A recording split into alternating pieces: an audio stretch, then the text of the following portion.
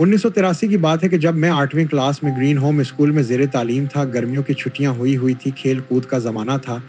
ان دنوں سرفراز صاحب کے گھر کے آگے آم کا درخت لگا ہوا تھا۔ اس درخت پہ ہم لوگ رسیاں باندھ کر اوپر چڑھتے تھے۔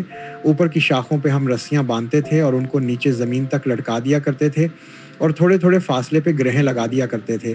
پھر ان رسیوں کے ذریعے سے ہم لوگ درخت کے اوپر چڑھتے تھے۔ اس میں ہماری بہت زبردست پریکٹس ہو گئی تھی۔ تو ایک دن میں اسی طرح سے درخت پہ چڑھ رہا تھا۔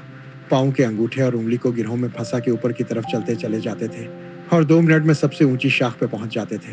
ابھی میں نے آدھا راستہ ہی طے کیا تھا کہ اچانک ٹک ٹک کی مجھے کچھ آواز آنے لگی۔ ایک دم سے جو میں نے اوپر نگاہ کر کے دیکھا تو رسی ٹوٹ رہی تھی۔ اب بالکل میں اینڈ پر پہنچا ہوا تھا بلندی پر۔ تو میرے دل میں خیال آیا کہ جلدی سے ایک سٹیپ اور اوپر چڑھ جاؤں تو درخت کی شاخ پکڑ لوں گا۔ جیسے ہی میں نے مزید تیزی دکھانے کی کوشش کے لیے زور مارا تو ایک دم سے رسی 2 ٹکڑے ہو گئی۔ اچھی خاصی بلندی تھی جہاں سے میں گرا تھا۔ جب لہراتا بل کھاتا میں نیچے آیا تو پتہ نہیں کس اینگل سے نیچے گرا کہ پہلے میرا رائٹ ہینڈ زمین پہ لگا اور پھر میری پوری باڈی کا وزن میرے ہاتھ کے اوپر آیا تو جناب میرے سیدھے ہاتھ کی کلائی کی ہڈی ٹوٹ گئی۔ ڈنڈا ڈولی کر کے مجھے گھر لے گئے۔ گھنٹے بھر میں میرا ہاتھ اچھا خاصا سوج گیا۔ ابو سمجھ گئے تھے کہ یہ ہڈی کا مسئلہ ہوا ہے، فریکچر ہوا ہے۔ لہذا فوراً ابو نے ماموں کو فون کر دیا۔ محبوب ماموں، محمود ماموں اور الیاس ماموں تینوں آ گئے۔ عرفان بھائی کو بھی ساتھ میں لیا اور یہ سب لوگ مجھے کسی سرجن کے پاس لے گئے۔ پرائیویٹ دکھانے کے لیے ڈاکٹر نے میرا ایکس رے کروایا تو بالکل واضح طور پر ہڈی ٹوٹی ہوئی تھی۔ ہڈی باقاعدہ ٹوٹ کر ایک کے اوپر ایک چڑھی ہوئی تھی۔ ڈاکٹر نے کہا پہلے ان کا کچا پلاسٹر ہوگا، ہڈی بٹھائیں گے، جب دیکھیں گے صحیح ہے تو پھر اس کے بعد ہم ان کا پکا پلاسٹر کریں گے۔ یہاں تک تو سب ٹھیک رہا۔ میں آرام سے اسٹریچر پہ لیٹا ہوا تھا، پتہ نہیں آنکھوں میں کیا باتیں ہوئی، ڈاکٹر سب کو باہر لے گیا۔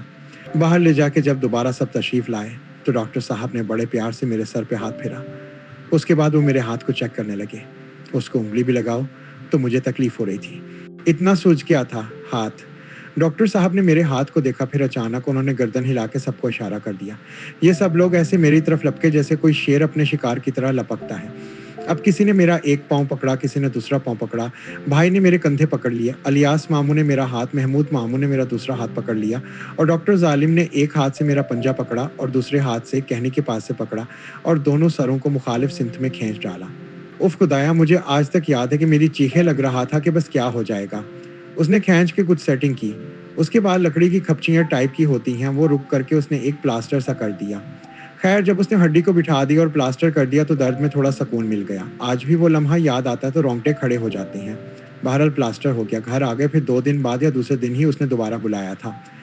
جب گئے تو دوبارہ میرا ایکس رے ہوا، ڈاکٹر صاحب نے چیک کیا کہ ہڈی صحیح بیٹھی ہے یا نہیں۔ الحمدللہ بالکل پرفیکٹ چڑھی تھی، ہڈی صحیح بیٹھی تھی۔ اس نے پھر اس پلاسٹر کو کاٹا اور پھر دوبارہ سے نیا پلاسٹر کیا۔ وہ 2 مہینے چڑھا رہا۔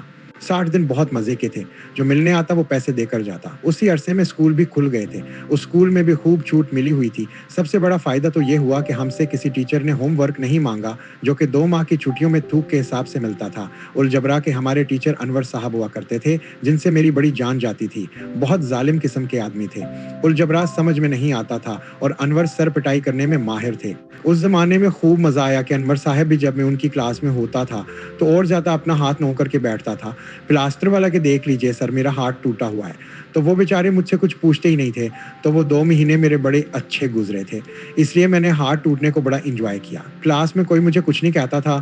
ٹائم پورا ہوا، پلاسٹر کھلا تو جان میں جان آئی۔ اس زمانے میں نئی میں فیئر ببل آئی تھی جس میں گاڑیوں کے سٹیکر نکلتے تھے۔ وہ ایک ببل 1 روپے کی ہوتی تھی، یعنی بڑی VIP اور مہنگی ببل تھی۔ تواس کے پیکٹ منگوا کر کھاتا رہتا تھا۔ بہرحال آج زمانہ گزر گیا اور میرا سیدھا ہاتھ ٹوٹا تھا، لیکن آج تک نہ کبھی مجھے درد ہوا نہ کبھی کوئی اور تکلیف ہوئی۔ مطلب اگر میں کسی کو نہ بتاؤں تو پتہ ہی نہیں چلے کہ میرے ہاتھ کی ہڈی ٹوٹی تھی بچپن میں۔ اللہ کا بہت بہت شکر ہے، بالکل ٹھیک اور پرفیکٹ ہے الحمدللہ۔